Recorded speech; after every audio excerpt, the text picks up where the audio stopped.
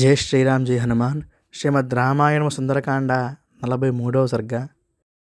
ఓం శ్రీ మహాగణాధిపతయే నమః. శ్రీ మహాసరస్వత్యై నమః. శ్రీ గురుభ్యో నమః. హరి ఓం.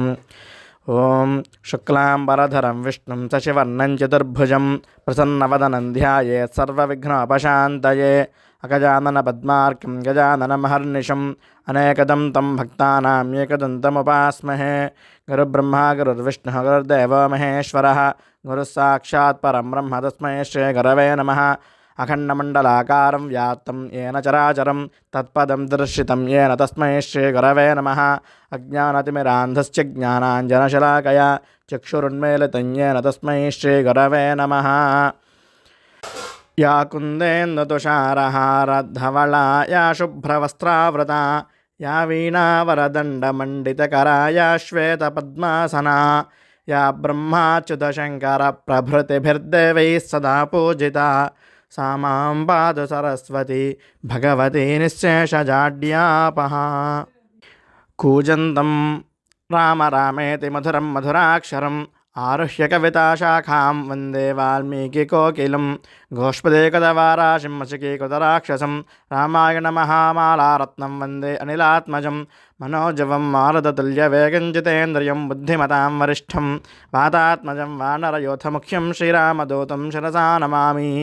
వైదేహీ సహితం సురద్రుమతలే హైమే మహామండపే మధ్యే పుష్పకమాసనే మణిమయే వీరాసనే సుస్థితం.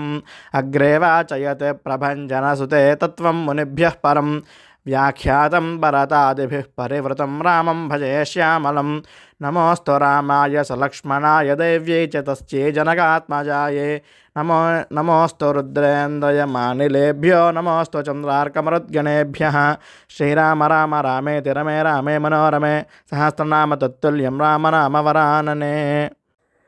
ఇంతకుముందు సర్గలో రావణాసురుడు ప్రహస్తుడు అనే తన సేనానాయకుడిని పిలిచి హనుమంతుని మీదకి పంపాడు. ఈ సర్గలో అంటే 43వ సర్గలో రాక్షస సైనికులను చంపిన తర్వాత హనుమంతుడు ఇంకా ఎవరు వస్తారా అని అదే తోరణ స్తంభం మీదకి కూర్చుని ఎదురు చూస్తున్నాడు హనుమంతుడు.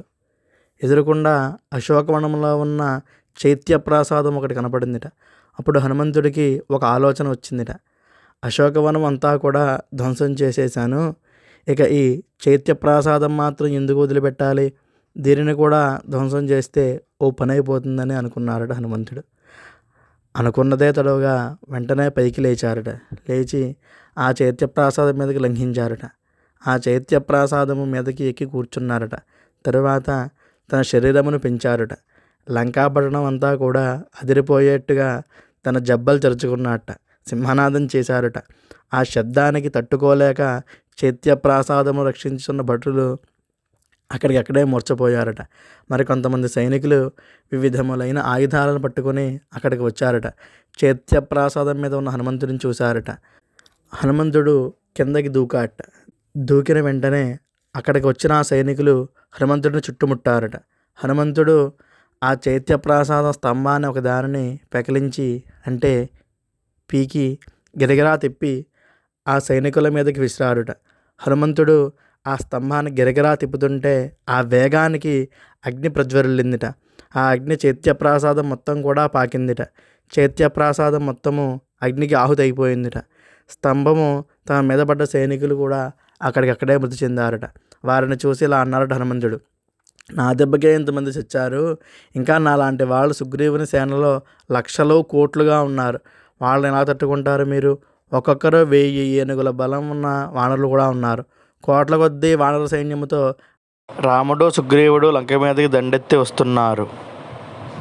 మీరందరూ చావడము, మీ లంక నాశనం కావడం కూడా తథ్యం అని అన్నారట హనుమంతుడు. అని ఒరేయ్, మీ రావణుడు రామునితో అనవసరంగా పెట్టుకున్నాడు, దాని ఫలితంగా మీ రావణుడు మీరు మీ లంకానగరము మొత్తం కూడా సర్వనాశనం అవుతాయి, ఒక్కడు కూడా మిగలడని బిగ్గరగా అరిచి చెప్పారట హనుమంతుడు. ఇలా హనుమంతుని పరాక్రమం చెప్పుకుంటూ ఉండగా శ్రీమద్ రామాయణ సుందరకాండ 43వ సర్గ సంపూర్ణము. హరి ఓం తత్సతు.